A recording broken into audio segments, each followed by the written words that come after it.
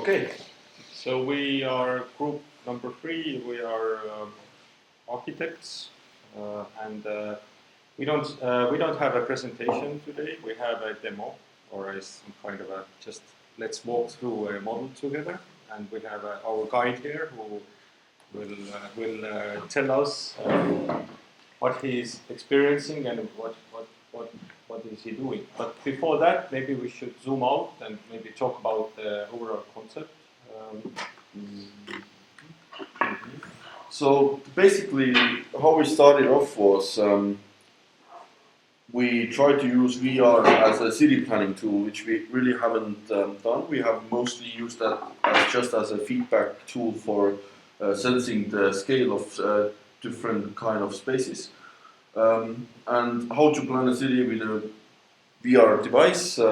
We sort of marked our main attraction points, our main sight lines, and then started designing from there.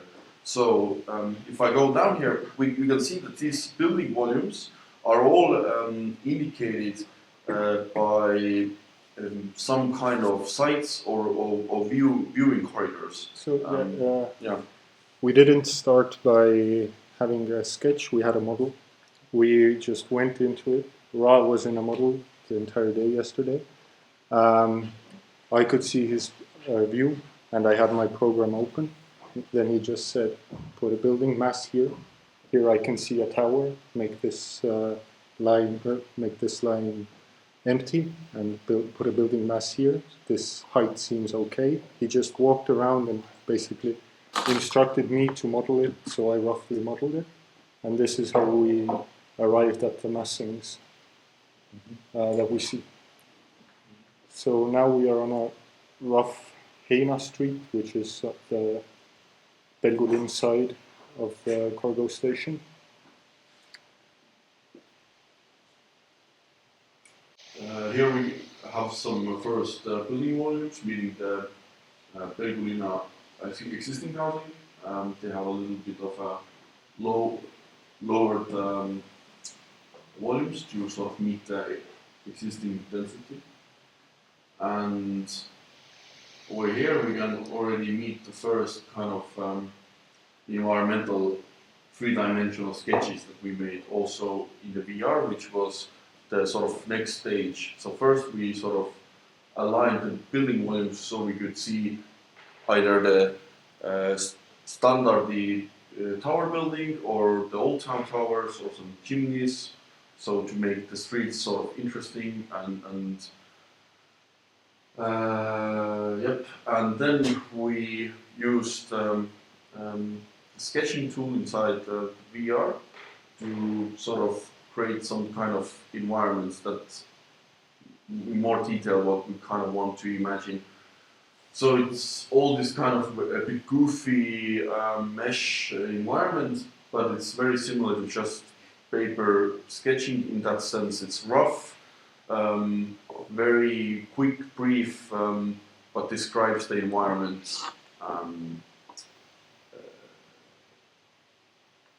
It's a very quick feedback, like sketching or modeling. So it's like somewhere in between modeling and sketching. So we felt that this just building masses and building volumes are not enough.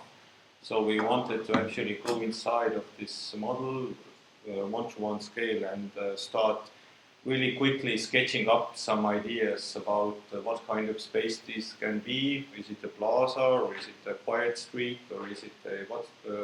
So it's not about design, but it's about the properties of that particular space, and maybe give it some kind of a scale or some kind of a.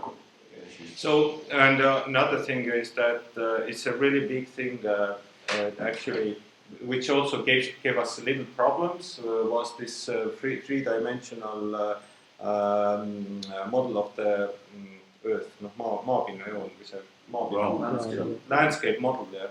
So because we had this problem that it was really affecting the views itself, so we had to use it because it's really important. It's because when it's flat, it's all wrong.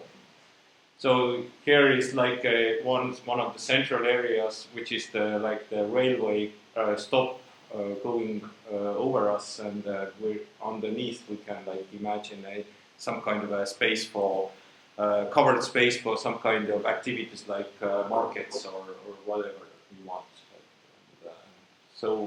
And here we go outside towards the water tower on Delhi Street. There are two quays there, inclined but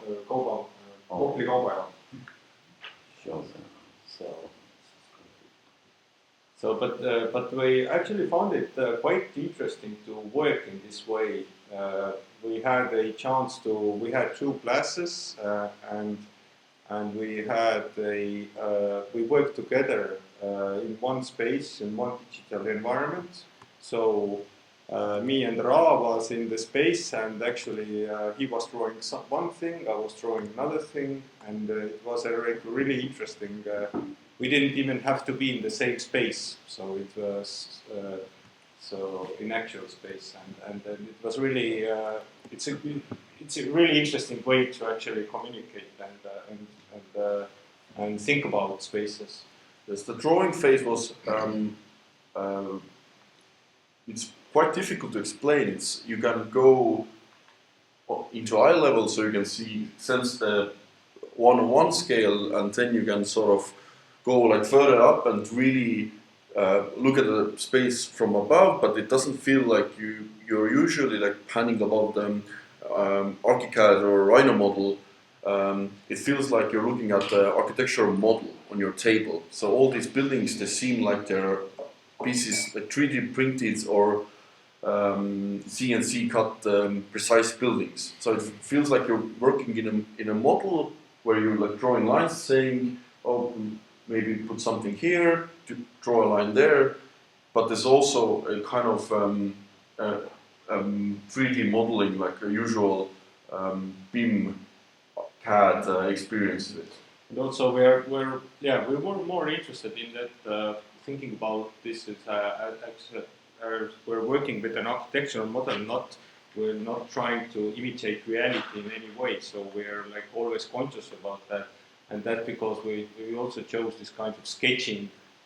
So it's not really nobody's going to say, aha, this is the design, but actually we give it some kind of a character we want to imply. It's like a napkin sketch of an architect, but it's on VR. So it's for us it was really interesting way to think about it in sketching in three dimensions.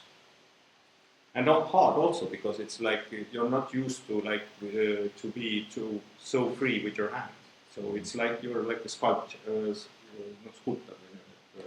Sure. Yeah. It's quite interesting how it was a bit of a surprise how well we are worked as a city planning tool, because we kind of set aside our architectural architects sort of ego of what we actually want to do with the space, or what kind of building volumes we want there. We sort of maybe try to follow briefly the current existing master plan, but we set that aside as well, and only looked at the views to the Toompea, as you can see at the back there, all the towers, the Telliskivi, the existing building volumes, and as soon as some building volumes started blocking the views, started blocking the greenery, then we sort of pulled the line and pushed the buildings off. So it sort of worked out quite well, I would say. Rob, can you go to one of the main view points where the three views meet, so we can give an example? Let me just quickly switch off the sketch layer. So we don't have a name for this project, but it's one we're thinking about Oculus City or something like that. So thinking about some views, something visual.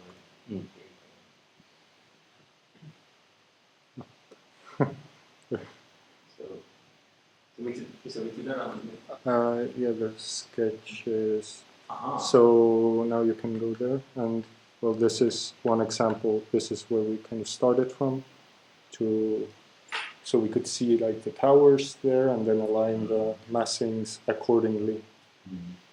strategically sometimes, blocking off some views and leaving others. Yeah, blocking the Nevsky Cathedral, for example, as a political statement. It depends what you stand.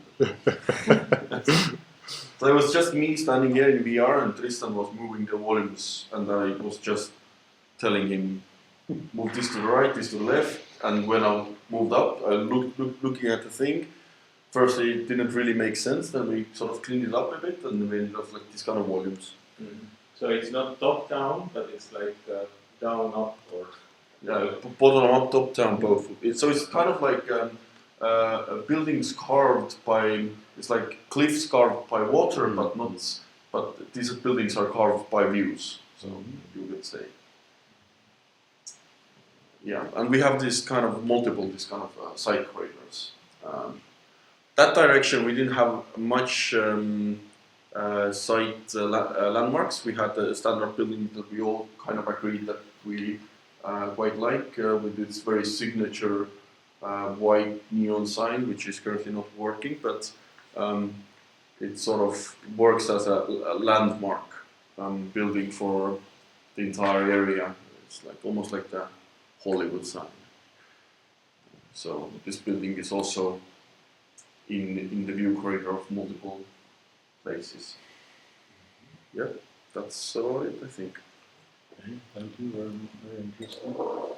Would you consider to use it as a professional tool for commissions, for instance, or it isn't far enough yet? I don't know, boys, you have used it as a analyzing tool.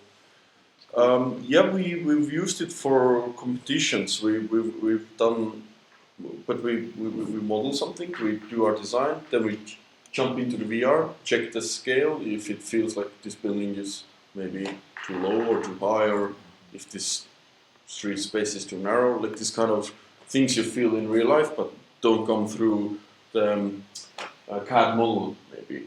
So we kind of use it as a feedback tool mainly, but we haven't really used it as a direct design input in that sense.